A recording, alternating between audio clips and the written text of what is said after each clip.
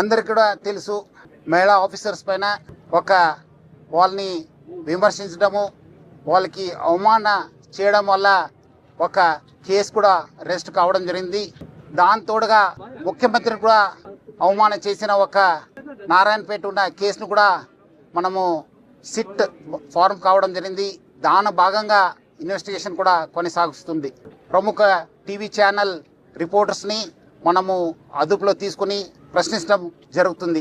రేవంత్ రెడ్డికి ఎందుకో మీడియా అంటే చాలా కోపం ఉంది. ఆ మధ్య ఒకసారి మాట్లాడుతూ ఏమన్నాడు, జర్నలిస్టులను చూస్తే వల్ల చెంపలని వలగొట్ట బుద్ధి అవుతుంది అని ఓపెన్ గా పబ్లిక్ మీటింగ్ లో మాట్లాడారు. వల్ల చెంపలు వలగొట్టాలనిపించిందట ఆయనకు. ఆయన అంత కసి ఉన్నది మీడియా మీద. అది నేను చెప్తలేను, రేవంత్ రెడ్డి గారే పబ్లిక్ మీటింగ్ లో చెప్పిన మాట గుర్తు చేస్తుంది. ఇవాళ ఆయన కడుపులో ఉన్న ఆక్రోశాన్ని ఇవాళ అక్రమంగా అర్ధరాత్రి పూట జర్నలిస్టులను అరెస్ట్ చేస్తూ వికృత ఆనందం పొందుతా ఉన్నాడు రేవంత్ రెడ్డి గారు. ఇది ప్రజాస్వామ్యానికి ఎంత మాత్రం మంచిది కాదు.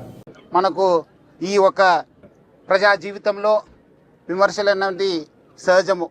విమర్శం కూడా సకారాత్మకంగా ఉండాలి, కానీ ఒక వ్యక్తి ఒక చరిత్ర కానీ వాళ్ళని అవమానం చేయడము చాలా క్రూరత్వము.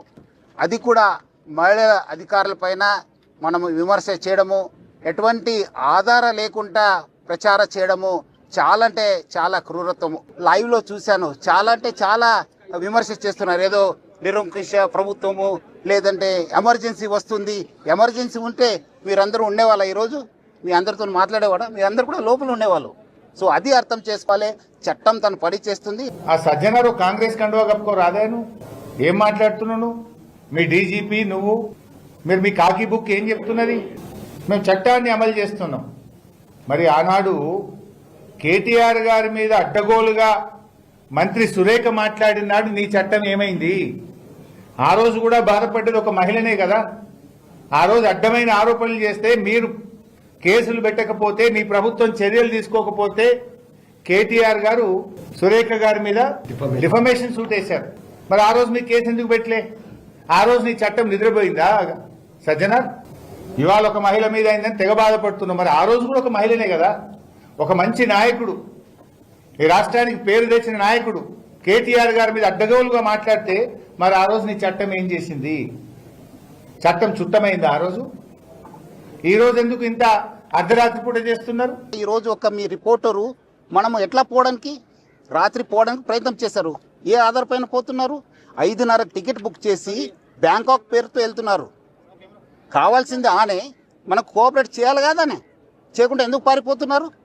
ఎందుకు పోతున్నారు?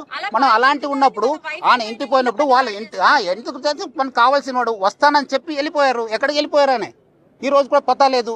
ఎందుకు? చట్టం ముందు రండి కదా, చట్టంని ఫేస్ చేయండి కదా, అధికారం ముందు రండి. ఇన్వెస్టిగేటింగ్ సహకరించండి. ఎందుకు పారిపోతున్నారు? మరొక మంత్రి, ఆయన కుమారుడు, ఆయన కంపెనీ అర్ధరాత్రి పూట పోయి హైదరాబాద్ లో బౌన్సర్లను పెట్టి భూములు కబ్జా చేసిండ్రు.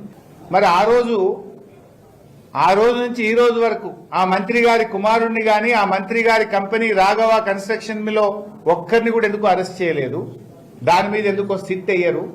పట్టబగలు ఒక పేదవాడు సామాన్య ప్రజల భూమిని కబ్జా చేస్తే, కోట్ల రూపాయల భూమిని హైదరాబాద్ నడిబొడ్డున కబ్జా చేస్తే ఆ రోజు చట్టం ఏం చేసింది? దాని మీద ఎందుకు సిట్ అయ్యారు? దాని మీద ఈ రోజు వరకు ఎందుకు అరెస్ట్ చేయరు? అర్ధరాత్రి పోయి పట్టుకురావచ్చు కదా మరి వాళ్ళు. కానీ అక్కడేం చేసిండ్రు? పాపం నిజాయితీగా వ్యవహరించిన ఒక సిఐ గారిని బదిలీ చేసింది 24 గంటల్లో. అక్కడనేమో చట్టం పనిచేస్తలేదు. సజ్జనార్కు డీజీపీకి చట్టం కనబడతలేదు.